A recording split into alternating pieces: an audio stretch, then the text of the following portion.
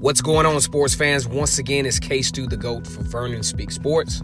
Mostly talking about Auburn football and the rest of the SEC. Want to give a shout out to my fearless and true gang, War Eagle. Now, I had a subscriber. He's kind of jumping the gun a little bit, but he wants to know how do you think this LSU Auburn game is going to be this fall?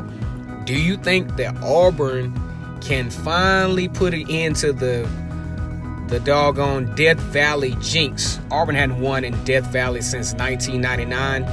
And in 9 straight games, Auburn has lost on average by 16 points. All right, so if we look at all those games, Auburn has been losing those games by double digits.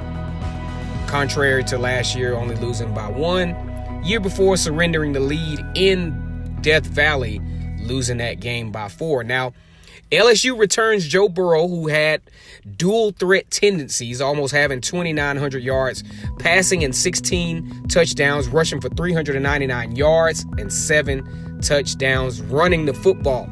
Also, for the first time since 2010, LSU returns the same quarterback and the same offensive coordinator. Also, he's got some great receivers coming back, and Jamar Chase having 93 yards in the Fiesta Bowl. And he's also got Terrence Marshall and some other guys who are going to be very heavy contributors in that passing game. Also, one of the things we have to look at is LSU has some key losses on defense, including great cornerback Andreas Greedy Williams. You all remember him, number 29, and possibly the biggest loss at linebacker in Devin White, who both should be kind of sort of those mid-first round, late first round, probably second round at worst picks. Now, as we look into this football game, there are a couple of different things we got to look at. Now, first of all, this game is going to be played in October. For the past couple of years, Auburn and LSU have faced one another in September. That adds a different element, which I can't factor in at this moment, is the element of injuries. Because you look at a game like this, SEC games will be on the table at this point. Auburn actually has an interesting matchup to open the season against Oregon. LSU has an interesting matchup the following week facing Texas in Austin. Those are going to be physically demanding games in addition to the games that are going to be played in the SEC prior to this particular matchup. Now, LSU has bye weeks in September and early November. Auburn actually has a bye week between Florida and Arkansas, and very, very interesting, this is going to come up in a later video. They have a bye week between Ole Miss and Georgia. Now, as we look at this particular football game and we look at, especially high-stakes SEC games like this, you have to look at certain opportunities that present themselves in games like this. Now, if I'm starting this game off, if I'm Gus Malzahn and I win the toss, I want to defer that thing to the second half. You know why? Because I have an inexperienced quarterback. And I really don't want to put him on the spot in Death Valley, to having to deal with the first drive of the football game. All right?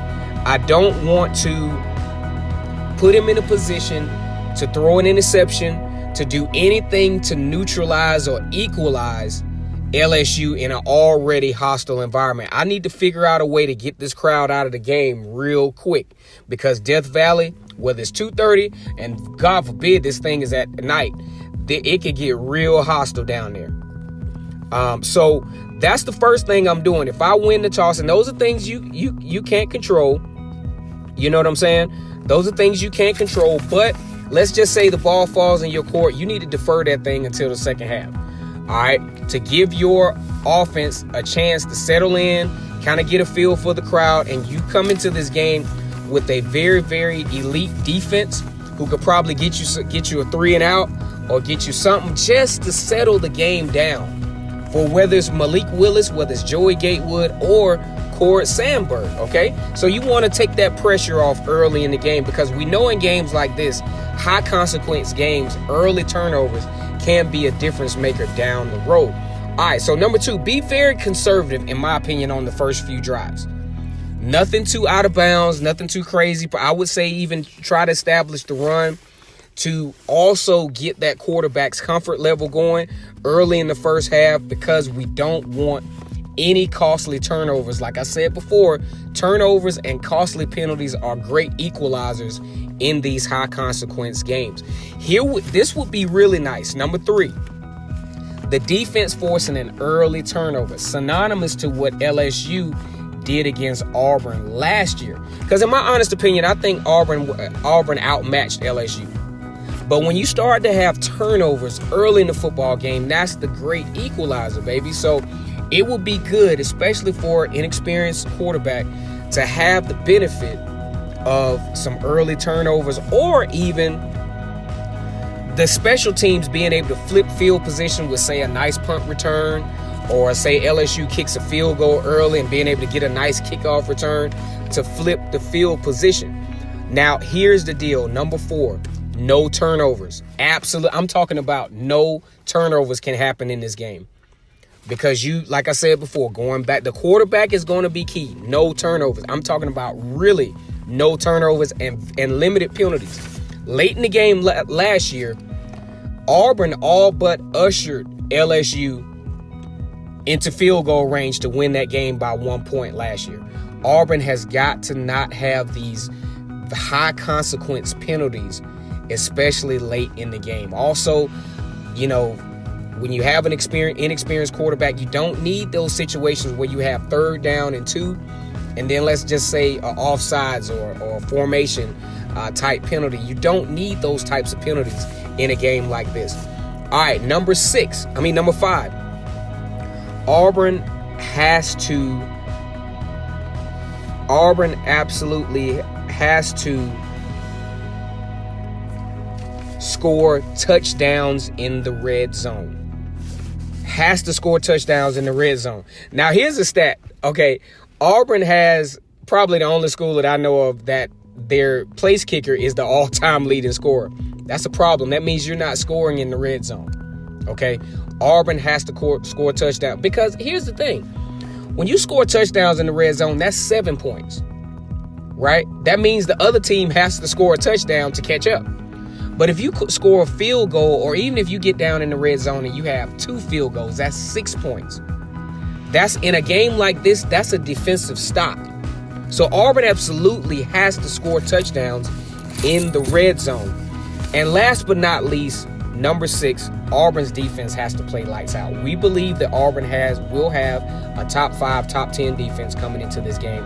All of these guys have played, most of these guys have played, the core group has played in these high consequence games like Clemson, Alabama, Georgia. Some of them have even been to the SEC championship. Some of them played against UCF in that high level bowl game.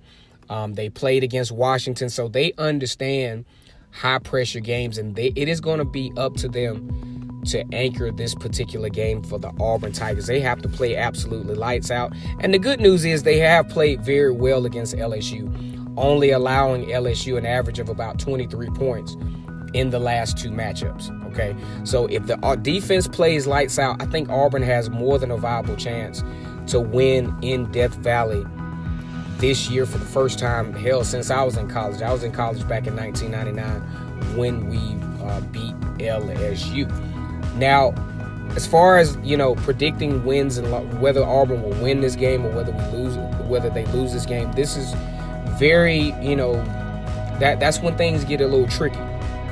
But I can say best case scenario, if these things are in place, Auburn has a huge opportunity to win this game and give themselves an opportunity down the stretch to possibly play for a chance at making it to the SEC championship and potentially, getting to that SEC championship game and getting into the playoffs.